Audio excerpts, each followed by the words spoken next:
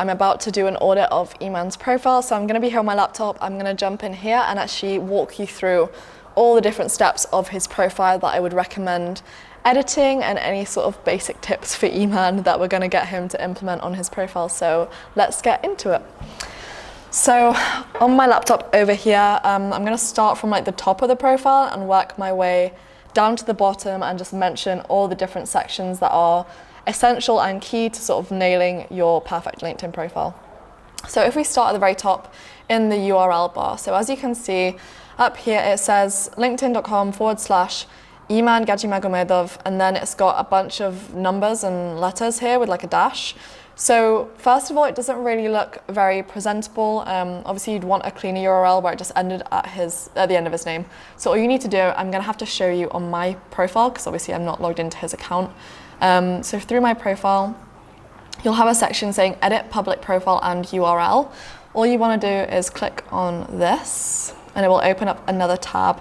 And on here on the right hand side, you can personalize URL for your profile. So as you can see for me, I already have it edited to www.linkedin.com/in/Natasha Vilaseka. All Iman would have to do is click on the edit symbol, and then you basically like delete all of the numbers that will appear here and letters off the end and save it just as his name, like so. That's just better in terms of like looking nicer, and also SEO for just searching up his name. So if we go back over onto this, move down onto the next section. So we've got, first of all, the banner. It's good he actually has a banner in place with the logo of his business, so IAG Media, Next Generation Social Marketing. I don't know if he's changed like a sort of catchline for it, or he needs to update it. That's super simple to do. You guys can just use canva.com. It's a really just easy website to use to put together any basic like graphic stuff like that. For the dimensions, all you have to do is search LinkedIn banner dimensions, and it'll give you the dimensions that you have to use. As a side note, I see a lot of people doing this, and it's kind of like, it's annoying for them when they upload it and they get frustrated as to why the visibility changes. It is hard to sort of get the dimensions right as to where you want to place any writing and images, because as you can see, obviously on a desktop view, we can see all of this lettering. I think I'm on 100%, yeah. We can see everything right, and his public profile picture doesn't cut out the N, it doesn't cut out any lettering, so that's good. If you went on to mobile view, this would probably be half hidden, and it would kind of just show this middle section. So you can actually find, if you Google it, you can find sort of templates of dimensions, and it will have a visibility area, which will show you whereabouts you should place your logo or any writing so that it appears both on desktop view and mobile.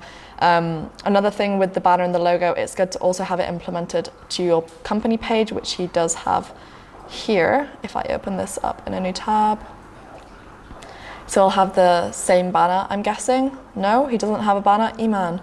Okay, yeah, so Iman, you should put your banner as well on the company page just to keep everything sort of congruent. But yeah, it's super easy to do, you literally just do the same thing. Also, this looks like it's the wrong sort of, it looks kind of pixelated, so I'm guessing you've tried to like zoom in on an image or something, so that kind of needs to be redone for it to look presentable again. But yeah, anyway, back to this. So the next section is the profile picture. I would change this to something more sort of professional with better lighting. Just sort of like front on, you don't want to think fully like passport photo, but you want it to be like a light background where you can see the person's face and their eyes. It's just basic psychology. Like obviously when people can see a face well and like eyes, they feel like they can connect with them more and sort of see them as a human being, not just an online profile. So yeah, I would suggest changing this to a different photo with a lighter background, especially also just to stand out from IAG. Otherwise it kind of looks like it just blends into this and like the shadow on his face. You can't really see his face properly. So I'd change that. Going down to this bit. So this is probably one of the most important parts to have executed well on your LinkedIn profile. Now, founder at IAG Media, it doesn't set you apart from the thousands of other people on LinkedIn that are a founder of a company. obviously if you don't know who IAG Media is, you don't know what they do, this doesn't mean anything because it's just like, oh, another founder. Like there's so many of those. This is a perfect place to put in some keywords, which I will touch on in a second, but also just sort of describe who you are, who you help, and how. So you're a founder at IAG Media. Do you guys help e-commerce clients? Like, who do you help and how do you help them? So paid traffic, Facebook ads, funnels, stuff like that. Like you want to kind of put a few keywords in there to help with your ranking. And also number two, the most important thing that a lot of people forget about as well is that your title is almost always going to be attached to your name where people can see it, where it appears on LinkedIn. So by that, I mean, for example, if I go onto my requests on my network over here, so I literally have to go through I have quite a lot come through, so I go through them every week just in bulk. But basically here, you have a name and then it gives me their title underneath as well. So this is basically a way that LinkedIn's done for you to be able to attach onto like whether you know that person, if they work at the same company as you, or like to know who they are and give a little bit of background info as to who like Chase is. So Chief CEO at the Hustle Box and 10th Studios. If I just saw Chase Robbins, founder at 10th Studios, like I probably wouldn't even accept this because I don't know who Box and 10th Studios is. Obviously, if you have a little bit more spare time, if you're a smaller business owner, you might just be trying to connect and use LinkedIn for networking, but I would ask for like a little bit more information. I want to know, can this person benefit my network? And if they can't, I'm not going to accept them. So it's kind of brutal like that, and that's how business owners are going to think, and potential clients, if they don't know who you are and they're cold traffic, if they just see like a random name that they've never heard of, they don't know who you are, and you just say like founder and then a company name that they've never heard of either, then the likelihood of them accepting you is going to be pretty minimal. So yeah, I would actually recommend changing this title to something a little bit more in depth with your keywords, just so that when you send connection requests out, people know a little bit more about you and who you are, what you do. And then also when they do accept you, so for example, if you personalize a connection message and they accept you, so if I go over here, literally I can go here and Olivia Taylor, I'm always going to see who she is. So if for example she had put something slightly different and sort of said who she helps, or if she's like a little bit more information, and every time I spoke with Olivia on LinkedIn or had a conversation with her, I would be constantly reminded that Olivia does XYZ at Directive Consulting. So the reason that helps is it basically helps generate top of mind awareness. So if Eman, we can relate his name to helping clients increase their revenue by like 10x using paid traffic or whatever for like e-commerce clients. If we can make that association, any potential e-commerce clients or any clients that fit his needs and sort of qualify for his business, they're going to always see his name and associate it with something that is relevant to them, that could provide them with value. So that's something like really powerful, and that's something that you're not consciously going out of your way. It's just a little thing that you can change, and that will appear in connection requests, it will appear in messages, it will appear whenever Eman posts content, it will show his title as well, so that people will always associate Eman with his title and what he does here. So yeah, that's sort of that section. Going down to this side, so obviously we already kind of took a brief look at the company page. I'm not going to run through that because the profile is going to be what most of you guys need the most help on, making it look good. Basically, the company page you can't really mess it up, to be honest. So if we go here and go to see contact information, we need to add a website. So I know he has a new website. Obviously this will look neater when we've edited his URL. Email, I don't know if he still uses this one or if it's info at, or it goes to Esteban instead, like his assistant. But basically all of this kind of needs to be updated and made to look a little bit neater. Also, if I know he has a case study funnel that's nearly put together, so he would be able to put that here and have it as another way that when people click on his contact information, they can just go through a case study funnel, learn more about what he does, and potentially go through that funnel and register as a client if they're even qualified. So that's the contact information. This, I'm very disappointed in you for only having 139 connections. I just know you've not touched your LinkedIn since you started it, which has probably been like a few years. I know you've just like had it there as a profile and not touched it, because I saw you log into it the other day and I saw how many messages and pending connection requests and stuff you had. So connections, you want to have a minimum of 500 connections. Anything above that, you don't see an exact number, it just says 500 plus. So he definitely needs to work on his connection requests. It's pretty easy to do. You can do it pretty quickly, either doing it manually or using some sort of automation tool. But yeah, it's for 2 things. So one, just to make it look like a legitimate profile that has sort of a bit of social proof. If someone tried to connect with me and I go onto their profile and they only have 139 connections, I probably wouldn't accept them unless they had the rest of their profile like just laid out immaculately and I could see that they were posting content but it was a new profile.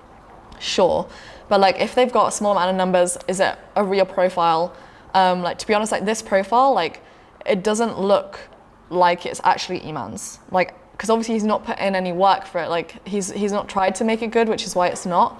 But if I saw this, like if this tried to add me, I wouldn't actually think it was his profile. I'd be like, oh babe, like someone has like created a fake profile on your LinkedIn. Like that's what I'd think, and especially because the connections are down. Like none of this is really like up to date and stuff. But yeah, so with connections, you want to go to 500 plus for number 1, professionalism, number 2, social proof to show that you're actually a real profile, that you're legitimate and you connect with people on LinkedIn, you're using the platform.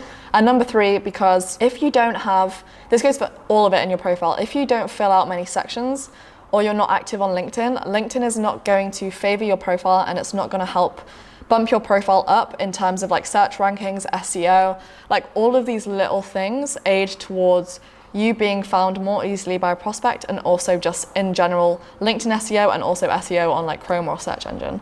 Now that's sort of the very top area that we just talked through. Moving on to this, so this summary doesn't really tell me anything. So years of experience, influencer marketing, like he has done so much that would be awesome to put in a really, really good summary, like into a really sick bio. Your summary should be a combination of personal and business accolades. So you want to have a combination of what you've done personally, like your drive, what sort of built you up to do what you're pursuing now and like your career. And also, like for example, with Iman, you could definitely like name drop a lot of the companies that you work with, a lot of your clients, because I know you don't have, like you're allowed to disclose like who you work with and their names and stuff. So you like be able to put their names in here and drop some really cool names for social proof, so that if somebody goes onto your profile, they're gonna see like how successful your business is and how many other people that you've helped, and like even getting testimonials from those people, which I will basically mention to you at the bottom as well in terms of the recommendations. You could put so much in your summary that would just help you like 10 times. You probably won't even really have to do much outreach because your profile is going to speak so highly of like the accomplishments and like what you've achieved with your business and for other businesses that it's going to be enough social proof by itself. You'll have clients coming to you, not the other way around. So yeah, and back into the summary. This is also an excellent place to put in a load of keywords. The best way to come up with that is to go onto a website. Let me see if I can find Iman's website. So IG Media. So this is his website. So the best way to do keywords is if we go on to how can we help. So here he's got the 2 different sort of offers that he has, the 2 different services. So we've got the 90-day paid traffic profit program and the webinar funnel sales funnel creation. These are all basically kind of keywords. So webinar funnel, sales funnel, paid traffic, profit program, like Facebook ads, specialist, e-com, training business clients, 7-figure advertising, like all of this stuff in here. I would basically recommend building a list of maybe 10 keywords, 10 to 15 keywords, and actually just implement it into your summary. So the easiest way to do this is sort of mention it throughout what you've done with the business, what you guys offer, and then put a section which is like, we specialize in, and then you can list the 2 services that your agency offers. And then from that, at the bottom of your summary, we can also put a link to your case study funnel and be like, if you'd like to learn more, please see the case study funnel below to like learn more and like be able to book a call or apply at the end. Have like a soft CTA to send them to somewhere else as traffic. Another side note for this, a lot of people when they're trying to build out a summary get lost as what to say. They're not really sure how to write it. So they'll search up other people's profiles and basically take what the other person has written. Obviously, it's fine to model, but if you take somebody else's work directly, it's gonna just look obvious and it's not gonna help you out or the person who you've taken it from. So I would say try and be as original as possible. Try and come up with your own keywords and the own flow to your summary. It's fine if you take a little bit of structure and you're like, okay, I really like how this person has used like this section here and like how they covered this topic, specialities to about them, or like the history, or like how they've sort of laid it out. That's fine, but please try and put in your own personal twist and use your own facts and what you actually do yourself, because it's just gonna come across as obvious and you're gonna get found out anyway down the line when you get on a call. If you've lied in your summary or you've just kind of like not been yourself, it's gonna look very obvious when people read your articles or your content and they see your summary and say this doesn't really sound like it's you as a person. So please try and sort of feel free to get inspiration from people that have done it right, but do a bit of research. Like a lot of people put in time to write their summaries, put in research. Like I looked up articles on like general like LinkedIn profile writing and also other people's profiles and thought, okay, like what has everybody done right? What is working for these people? How could I make that work for me? And then I'm gonna combine it with my other ideas that I have and like mesh it together to create like my own original profile. You wanna do the same thing. So that's just like a side note. Otherwise it's just gonna look like clones of loads of profiles, and then all these business owners are starting to feel like they're going to get spammed if you have people sending out like the same outreach messages, or they have all the same profiles, they do the same thing, the same titles. It's going to hinder yourself just as much as the other person, because the business owner is just going to be like, why is there like 10 people which have the exact same titles, summaries, and they do the same services, like trying to reach out to me. So do yourself like a favor and try and make it yours as much as possible, because it's just going to help you out in the long run. Anyway, sorry, short rant. Back into the profile. So down here, if he had posted any content, it would say. So on mine, if you go down, there's like articles and activity, and then the experience section. So articles and activity would be just around here, and then experience. He's sort of he only really needs that, to be honest. But for experience, you can really you can fill it out a lot more, so you can give descriptions of like what you did there. So if you go on here, so I could write a description in here, so he'd basically need to do the same. Go here, add a description about IAG, probably similar to what he could put on the company page about what IAG does and who they help. It'd be good to have that experience here. And then this is a huge section, so skills and endorsements. You have got a maximum of 50 that you can put down in here. Obviously Iman hasn't used all of them. I think it's got 3, 6, 9, 10, 11, 12, like 13. So we can add another like 27.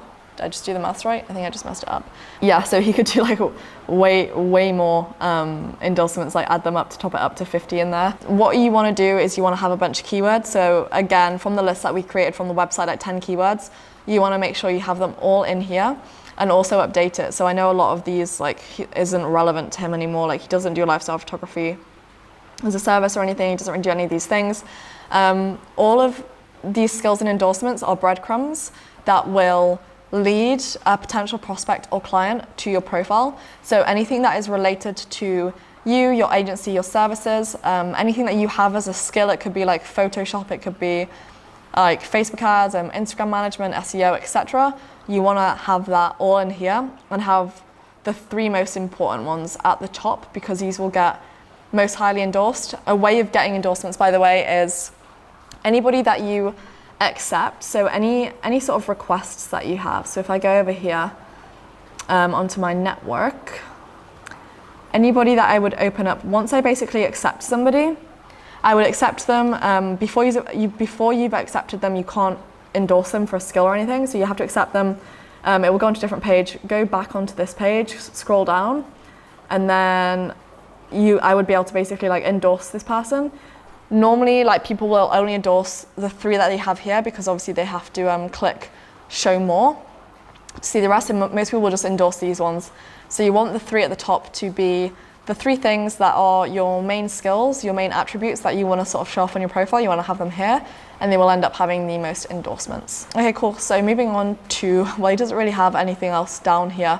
Basically what you should have is you should have a recommendations section, which looks like this. So down here you should have recommendations. Basically this is people that have basically like said nice things about you and written about your services, your skill set, and like how you guys have worked together, you can give them to other people and also receive them. So a cool way to get a recommendation is to do it with reciprocity. So for example, reach out to co-workers, previous co-workers, current people that you've done work with, clients, whatever. Basically reach out to them and be like, hey, I'll send you like a brief template of like what parts I want you to cover. You just fill in the gaps of like how you were with like working with me.